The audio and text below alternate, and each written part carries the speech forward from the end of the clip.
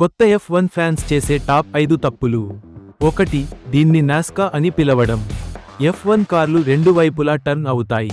ఎడమ మరియు కుడి ఇవి సర్కిల్స్లో తిరిగే స్టాక్ కార్లు కావు. ఇవి 1000 హార్స్పవర్ రాకెట్స్ -200 గంటకు మైళ్ళు నుండి 2 సెకన్లలో బ్రేక్ చేస్తాయి.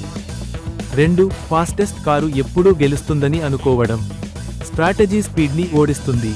టైర్లు, ఫ్యూయల్, పిట్ స్టాప్స్, వాతావరణం. ఫెరారీ 2022లో ఫాస్టెస్ట్ కారు ఉండి కూడా కోల్పోయింది. 3. లీడర్ను మాత్రమే చూడం. నిజమైన యాక్షన్ P5 నుండి P15 మధ్య ఉంటుంది.